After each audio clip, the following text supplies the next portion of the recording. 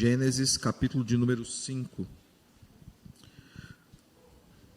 Mesmo assentados, é um texto um pouquinho mais longo, mas com toda a atenção, acompanhemos com reverência a leitura da palavra do Senhor. Este é o livro da genealogia de Adão. No dia que Deus criou o homem, à semelhança de Deus o fez.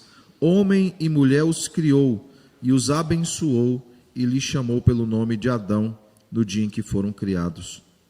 Viveu Adão 130 anos, e gerou um filho à sua semelhança, conforme a sua imagem, e lhe chamou Sete.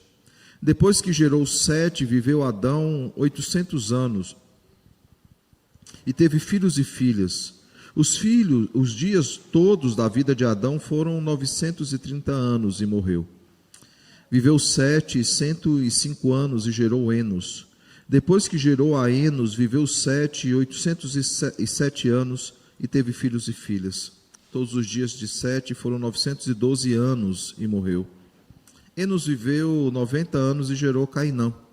Depois que gerou a Cainã, viveu Enos 815 anos, e teve filhos e filhas. Todos os dias de Enos foram 905 anos, e morreu. Cainã viveu 70 anos, e gerou a Maalalel. Depois que gerou a Maalalel, viveu Cainã 840 anos, e teve filhos e filhas. Todos os dias de Cainã foram 910 anos, e morreu. Maalalel viveu 65 anos, e gerou Jared. Depois que gerou a Jared, viveu Maalalel 830 anos, e teve filhos e filhas. Todos os dias de Maalalel foram 895 anos, e morreu. Jared viveu 162 anos, e gerou Enoque. Depois que gerou Enoque, viveu Jared 800 anos, e teve filhos e filhas. Todos os dias de Jared foram 962 anos, e morreu. Enoque viveu 65 anos, e gerou Metusalém. Andou Enoque com Deus, e depois que gerou a Metusalém, viveu 300 anos, e teve filhos e filhas. Todos os dias de Enoque foram 365 anos. Andou Enoque com Deus, e já não era, porque Deus o tomou para si. Metusalém viveu 187 anos, e gerou Lameque. Depois que gerou a Lameque, viveu Metusalém 782 anos, e teve filhos e filhas. Todos os dias de Metusalém foram 969 anos, e morreu. Lameque viveu 182 anos, e gerou um filho, pôs-lhe o nome de Noé, dizendo: Este nos consolará dos nossos trabalhos e das fadigas de nossas mãos, nesta terra que Deus amaldiçoou. Depois que gerou a Noé, viveu Lameque 595 anos, e teve filhos e filhas. Todos os dias de Lameque foram 777 anos, e morreu. Era Noé da idade de 500 anos, e gerou a Sem, Cã e Jafé. Oremos mais uma vez ao Senhor. Santíssimo Deus, estamos diante do Senhor, Pai, diante da Tua palavra, nesse diálogo pactual, onde já falamos com o Senhor durante toda a liturgia. E agora o Senhor falará conosco por intermédio da Tua palavra, e logo mais falará conosco também por meio da ceia do Senhor.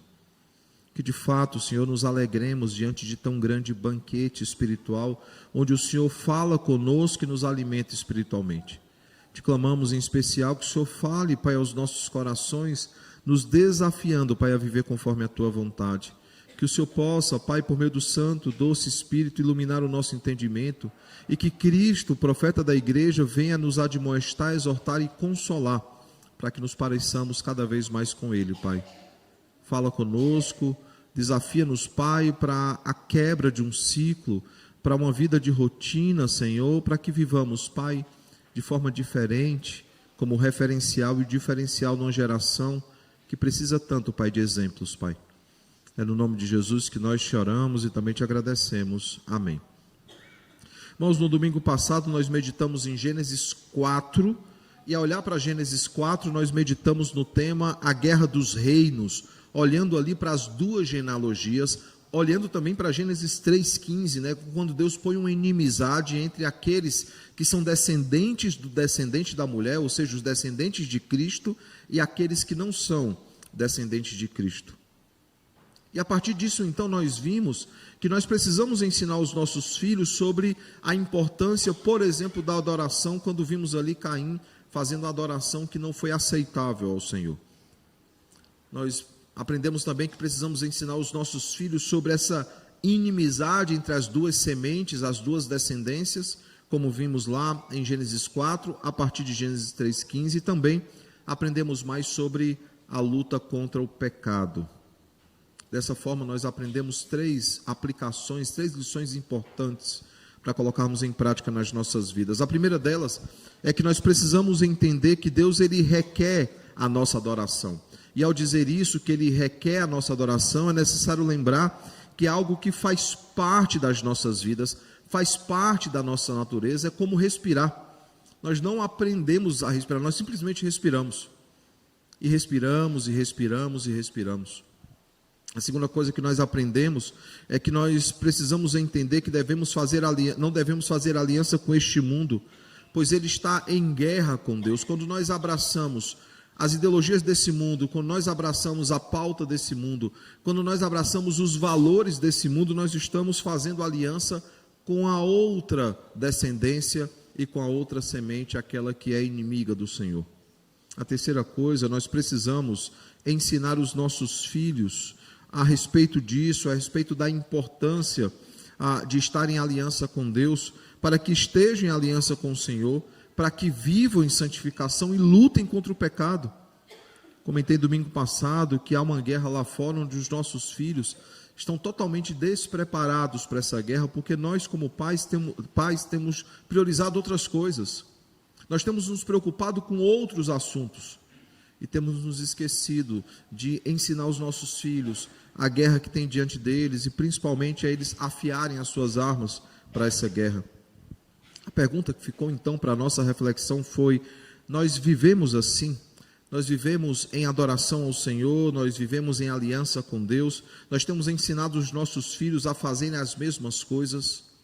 Bem, irmãos, hoje nós vamos meditar sobre a quebra do ciclo da vida, e essa menção clara ao ciclo da vida é como nós sempre nos referimos, né? Nós crescemos aprendendo isso na aula de ciências e em outras aulas, a respeito desse ciclo da vida, né? Às vezes esse ciclo ele é virtuoso, às vezes esse ciclo ele é vicioso, mas há um ciclo onde nós nascemos, nós crescemos, nós nos reproduzimos, nós envelhecemos e morremos. Esse é o ciclo que normalmente nós aprendemos, e ciclo esse que nós vemos aqui claramente em Gênesis 5. No capítulo de hoje, nós somos apresentados então a genealogia de Sete, a descendência da mulher, ou os filhos de Deus, como já em Gênesis 6 serão chamados. Aqueles que invocavam o nome do Senhor, aqueles que estavam em aliança com Deus. No domingo passado, nós olhamos exatamente o oposto disso, quando nós conhecemos a genealogia de Caim. A genealogia de Caim, especialmente Lameque, né, talvez o mais conhecido entre eles, era uma genealogia perversa. Eles estavam afastados do Senhor.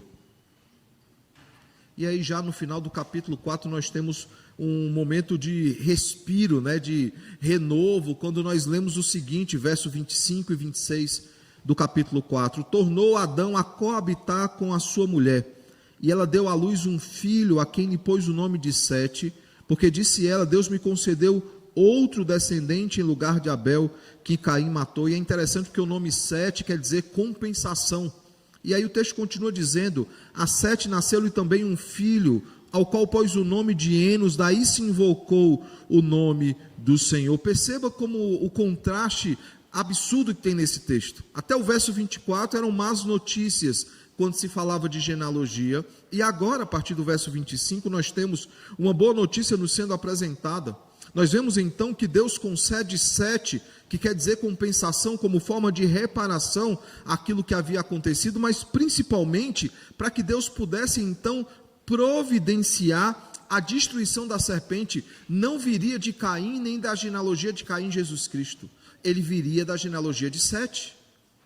E aqui então Deus claramente está mostrando a todos a sua providência, quando continua em curso aquilo que ele decretou na eternidade, que ele providenciaria então o Cordeiro.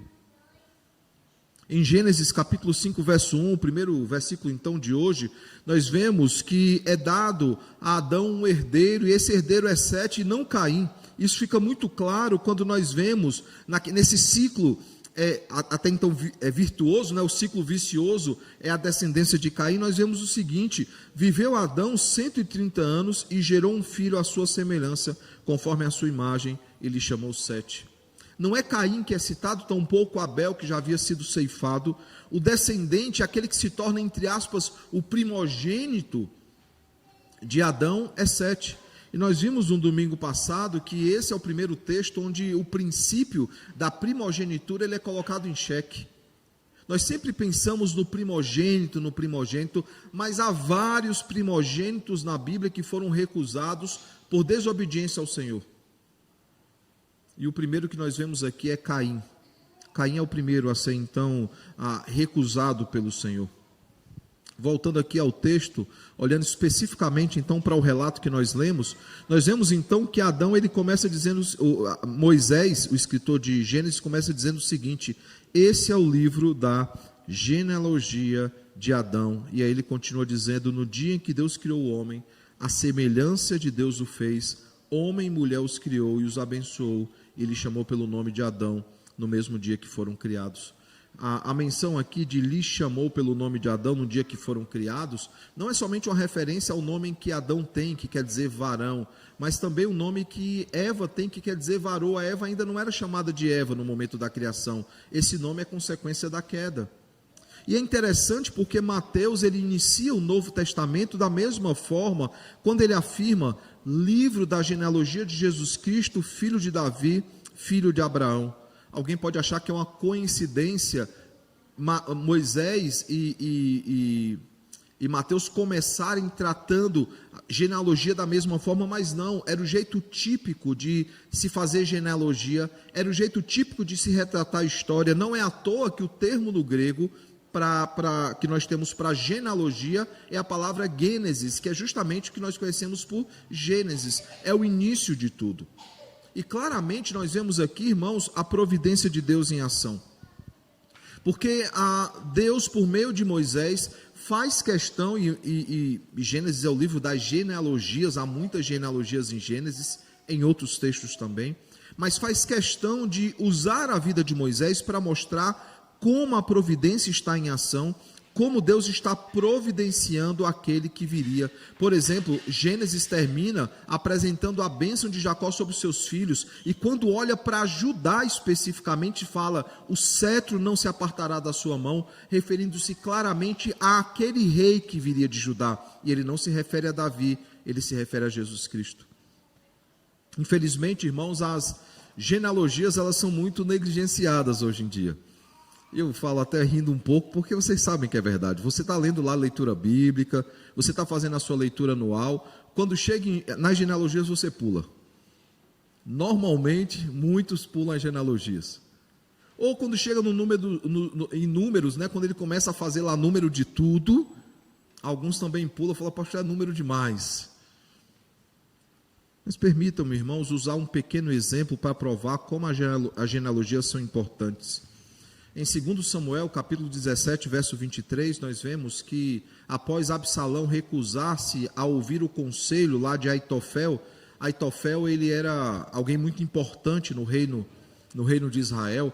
Após Absalão ele se recusar a ouvir o conselho de Aitofel, ele prefere ouvir o conselho de Usai, né? Após ouvir então outro conselho, o texto diz que Aitofel então pôs os seus negócios em ordem e tirou a própria vida. E talvez alguém se pergunte: por que ele tirou a própria vida? Será que ele era alguém tão vaidoso que não sabia lidar com a rejeição? Ele era um dos conselheiros reais, foi conselheiro de Davi, depois acaba promovendo a revolta de Absalão, sendo o principal conselheiro de Absalão. Por que ele tirou a própria vida? E se você olha o relato bíblico, você vai ver que Aitofel, ele não era um homem mimado. Ele não era um homem que estava preocupado com reputação, assim, de ser ouvido ou não ser ouvido, porque normalmente ele era ouvido. Ele era um ancião experiente, ele já havia sido do conselho de Davi. Então por que ele atentou contra a própria vida? E mais do que isso, por que ele se colocou contra Davi, uma vez que ele foi um dos principais conselheiros de Davi? Bem, irmãos, quem explica isso para nós é a genealogia. É nas genealogias que nós aprendemos sobre isso. E confesso que eu me senti um pouco tentado a não falar para os irmãos o que é que acontece no final da história, para que os irmãos procurem, leiam e tentem descobrir esse mistério, mas eu vou quebrar um pouquinho o suspense e vou já explicar por que a genealogia é importante, para que os irmãos não ficam em estado de suspense a semana toda, tá? Aitofel, ele era oriundo lá de Gilo, né? Ele era um guilonita, né? E ele era do conselho de Davi. Você vê isso claramente em 2 Samuel capítulo 15, verso 12. Em 2 Samuel 15, 31, nós vemos então que ele começa a fazer parte da conspiração de Absalão. Ele começa a fazer parte daquele conchavo que existe para derrubar Davi e colocar Absalão no trono. Alguém pergunta por quê? A sua genealogia explica. Quando nós vamos para 2 Samuel, capítulo 23, verso 34, a segunda parte do texto, vai então nos trazer aqueles que são chamados os valentes de Davi. Ele tinha uma tropa de elite que eram os mais habilidosos, os mais confiáveis guerreiros que Davi ele tinha. Um desses guerreiros se chamava Eliã. Eliã, ele era filho de Aitofel, o guilonita. E aí nós já temos mais ou menos uma perspectiva de quem poderia ser então Aitofel. Ele tem um filho. E quem era Eliã? A genealogia também nos responde. Em 2 Samuel capítulo 11, verso de número 3, nós lemos: Davi mandou perguntar quem era, disseram-lhe, é Batseba. E quem era Batseba? Filha de Eliã e mulher de Urias, o heteu. Possivelmente, ao que tudo indica, irmãos, Aitofel, ele é avô de Batseba, e como conselheiro real, ele assistiu de camarote aquilo que Davi fez contra o Senhor, de como Davi tomou uma esposa que não era dele, de como ele planejou o assassinato de Urias para esconder o seu pecado. Ele assistiu a tudo isso de camarote, ele viu tudo o que estava acontecendo. Ele viu um rei que era segundo o coração de Deus, mas que estava ainda nesse processo de santificação. Ele viu esse rei tramar a morte do esposo da sua neta para encobrir um adultério e encobrir uma gravidez. Ele viu aquele trono, segundo o coração de Deus, ser manchado, bem como também o nome da sua neta ser manchado. Só para você ter noção, irmãos, de como o nome Batseba, ela ficou manchado, esse nome ficou manchado entre os judeus. Se depois você olhar a genealogia de Mateus, o capítulo 1, os nomes que são ali citados, você vai perceber que alguns nomes de mulheres e gentios, né, são citados ali, mas principalmente mulheres gentílicas. E você vai ver, por exemplo, Tamar sendo citada, do verso de número 3. Tamar, para quem não lembra, é a nora de Judá. Ela que faz todo aquele estratagema para providenciar o herdeiro, porque ela estava sendo negligenciada no seu direito de ter um primogênito, e ela é citada na genealogia. Outra que é citada na genealogia é Raabe, denominada a meretriz, e ela é citada na genealogia principalmente porque ela é importante, ela está na genealogia, e ela é bem importante também na história. Ruth, tão conhecida de todos nós, né? E Ruth é um livro muito bom, porque Boaz, ele aponta para Cristo.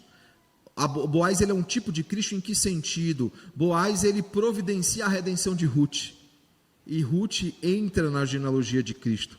Perceba que essas mulheres, e Ruth é uma moabita, ela não é judia pura, ou hebreia ainda nessa época chamada assim, mas as três são citadas na genealogia. Sabe como é que Batseba é citada na genealogia? Da que fora mulher de Urias, nem o seu nome é mencionado. Tamanho o pecado que foi cometido ali no trono de Israel e na corte real. Aitofel, ele viu o trono ser manchado, bem como o nome da sua neta, e ele deseja então se vingar do rei. Ele transforma isso como a única motivação da sua vida. E quando tudo deu errado, quando o seu conselho que não foi ouvido, e era o melhor conselho, Se você parar para pensar nas consequências do conselho dele, mesmo sendo um conselho que ia de encontro a Davi e resultaria na morte de Davi, se você olha estrategicamente, o melhor conselho foi o de Aitofel. Não foi um mau conselho. Após ele não ter o seu conselho ouvido, ele vai à sua casa, ele organiza a sua vida e tira a própria vida. Se realmente, irmãos, Aitofel ele é avô de Batseba, e essa é a motivação para ele pôr fim na sua vida, você só consegue descobrir isso olhando para as genealogias. Não há uma outra forma de você descobrir. E não se engane, irmãos, cada genealogia colocada na Escritura, ela tem um motivo. Cada genealogia colocada na palavra de Deus, ela explica alguma coisa. Ela conta alguma história. Até mesmo as datas, Gênesis faz muito isso. Quando ele quer nos colocar temporalmente na história de Gênesis, ele diz: Abraão tinha 90 anos. Começa com 75, Abraão tinha 75 anos. Abraão tinha 90 anos. Abraão tinha 100 anos. Sempre nos colocando cronologicamente para nós entendermos a história e o que há por trás da história. Em Gênesis 5, então, nós vemos a genealogia de Adão. E perceba, irmãos, que há um ciclo que acontece, nós olharemos para isso, nessas genealogias, mas percebam que há duas histórias que saltam aos nossos olhos. Dois personagens que fogem um pouco do estilo literário de registrar genealogias, porque Moisés se preocupa em trazer outros elementos importantes. E eu gostaria então, irmãos, olhando para essas genealogias que nós temos aqui, tirar algumas lições importantes e fundamentais para a nossa vida. A primeira coisa, irmãos, que nós vemos então nessas genealogias é a herança de Adão. E quando eu me refiro à herança de Adão, eu me refiro justamente a como se dá o relato. Veja aqui o que nós vemos. Capítulo 5, verso de número 3. Viveu Adão 130 anos e gerou um filho à sua semelhança, conforme a imagem, e lhe chamou Sete. É interessante porque isso é propositalmente um contraponto a Gênesis, capítulo de número 1, verso de número 26. Gênesis 1, 26 diz o seguinte: Também disse Deus: façamos o homem à nossa imagem, conforme a nossa semelhança. Tenha ele domínio sobre os peixes do mar, sobre as aves dos céus, sobre os animais domésticos, sobre toda a terra e sobre todos os répteis que rastejam pela terra. Perceba, irmãos, como a linguagem usada é muito parecida. A respeito de Sete, diz que ele foi criado à sua semelhança, ou seja, a semelhança de Adão, conforme a imagem de Adão, mas já Adão, ele foi criado conforme a imagem do Senhor e a semelhança do Senhor, como vemos em Gênesis 1, 26. É uma diferença muito grande, irmãos. Calvino, quando ele comenta esse texto, ele diz o seguinte: a corrupção e seu vício contraídos por Adão por meio da apostasia e passados toda a sua posteridade. Por quê? Porque a posteridade de Adão é criada à imagem de Adão, se referindo claramente o quê? A herança do pecado. Por meio do pecado, da desobediência de Adão, entrou o pecado no mundo. E Calvino continua dizendo: Sete foi corrompido juntamente com todos os outros, porque Adão, que tinha caído do seu estado original, só podia gerar alguém semelhante a si mesmo. Ninguém nasceria sem pecado. Não é à toa que o Salmo 51 nos diz isso, que em pecado me concebeu a minha mãe, em pecado me gerou a minha mãe. Nós nascemos em pecado, nós somos herdeiros de Adão nesse sentido. Nós recebemos sobre nós o pecado também de Adão, a natureza pecaminosa também de Adão. Romanos 5,12 diz: portanto, assim como por um só homem entrou o pecado no mundo, e pelo pecado a morte, assim também a morte passou a todos os homens, porque todos pecaram. Recebemos assim então, irmãos, de Adão uma herança maldita, que é a morte e o pecado. Por isso, Sete ele foi criado não como Adão, à imagem e semelhança de Deus, mas ele é criado à imagem e semelhança de Adão, assim como qualquer outro que nasceu de Adão foi criado à imagem e semelhança de Adão. E essa é a primeira coisa, irmãos, que nós precisamos ter em vista. Todos nós carregamos em nós, em nossos corações, em nossa natureza, a queda. Todos nós.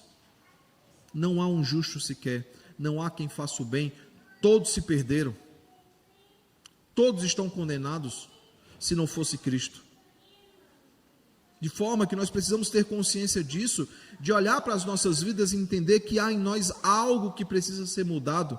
A imagem e semelhança de Adão que nós herdamos, ela precisa ser suplantada, substituída pela imagem e semelhança de Cristo. Ele é o varão perfeito, ele é a plenitude de todas as coisas. Ele é o segundo Adão. Por isso, aqueles que são regenerados, são trazidos à vida, são tirados dele esse aspecto da morte eterna, por causa daquilo que foi feito na cruz do Calvário. E é interessante, irmãos, que o texto bíblico não trata apenas sobre isso, ele fala também sobre fazer a diferença ou quebrar o ciclo. Por quê? Por que é necessário quebrar o ciclo, irmãos? É importante lembrar que por causa desse pecado, por causa dessa herança de Adão, nossas vidas se tornaram uma rotina, enfim, enfadonha e repetitiva. Isso é muito claro aqui em São Paulo, né? As pessoas vivem para trabalhar, as pessoas vivem para estudar. Você percebe um paulistano claramente, é muito acelerado. Mas não se esqueça, irmãos, esse é o ciclo vicioso que nós temos nos metido por causa do pecado que há em nós. A gente nasce, a gente cresce, a gente se reproduz, a gente envelhece, a gente morre, esse é o ciclo da vida. Viver muitos anos não passa, como o Salmo 90, escrito também por Moisés, não passa de canseira e enfado. Chega a 70, chega a 80, canseira e enfado. Temos um homem diante de nós com 100 anos. Mas é canseira e enfado. Das frustrações da vida, dos problemas da vida, canseira e enfado. Moisés, que é o autor do texto de hoje, também desse salmo, ele vai dizer o seguinte, no verso 3 ao verso 6 do Salmo 90. Tu reduzes o homem ao pó e dizes, tornai filhos dos homens, pois 1000 anos aos teus olhos são como o dia de ontem que se foi, e como a vigília da noite, tu os arrastas na torrente. São como o sono, como a relva que floresce de madrugada viceja e floresce, à tarde murcha e seca. O Salmo 90, ele afirma que Deus, ele é eterno e todos nós somos transitórios. Inclusive no verso 10 ele diz o seguinte, tudo passa rapidamente e nós voamos. E é interessante, porque a palavra, né, como nós vimos, né, a palavra usada aqui para tudo passa rapidamente e nós voamos, a palavra no grego é Ebel, que quer dizer fôlego. Mas é interessante, irmãos, que Abel, quando é usado lá no Novo Testamento, e a palavra aqui, Ebel, também no hebraico quer dizer fôlego, nós já vimos isso no domingo passado, no grego, quando Abel ele é traduzido como transitório.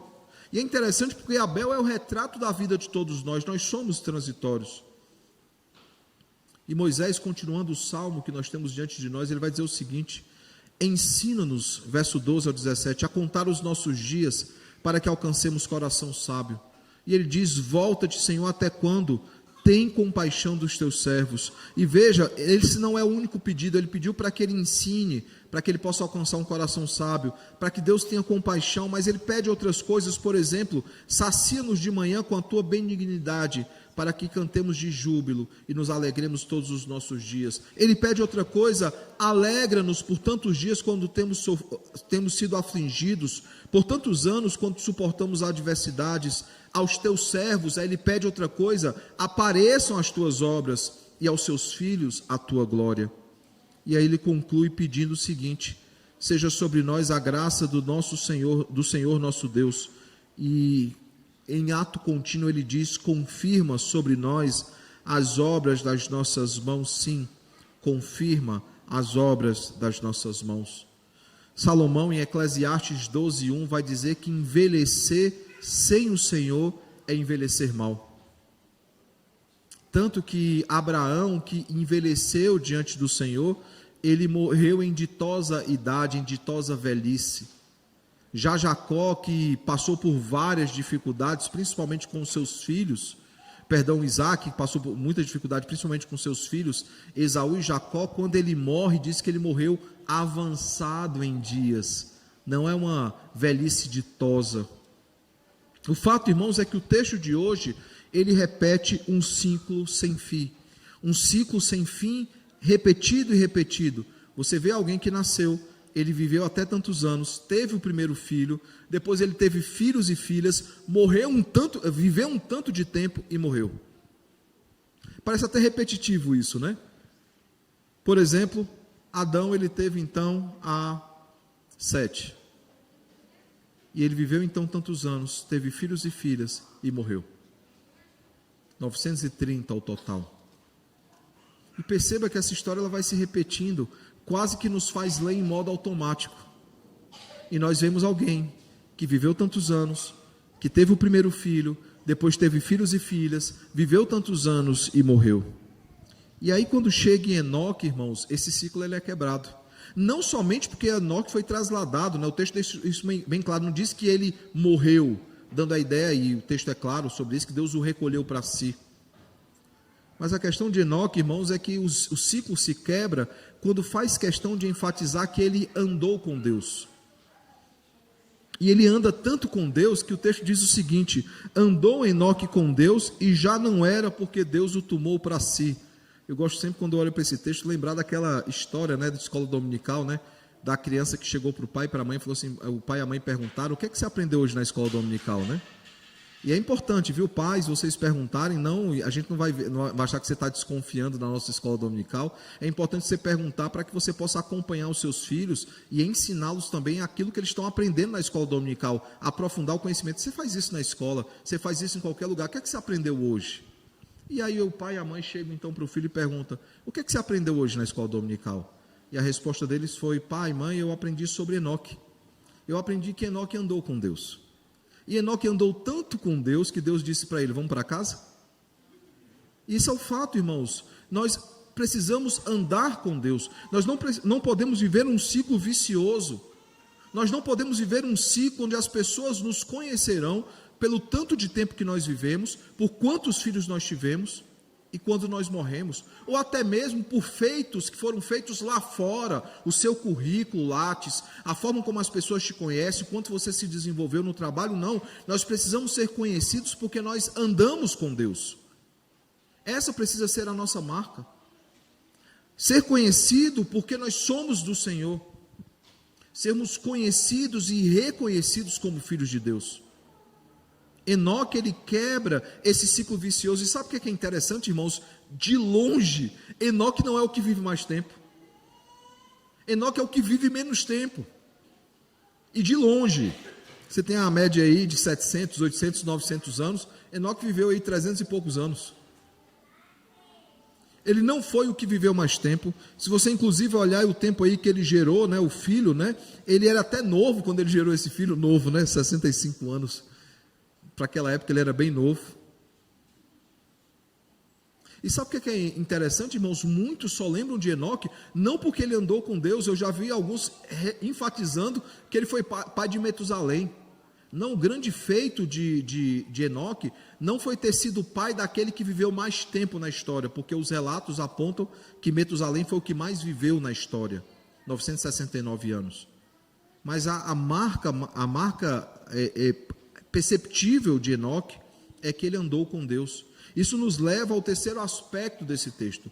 Não é um texto apenas que fala sobre a nossa herança maldita, que é a herança de Adão. Não é um texto apenas que nos desafia a quebrar o ciclo e a andar com Deus.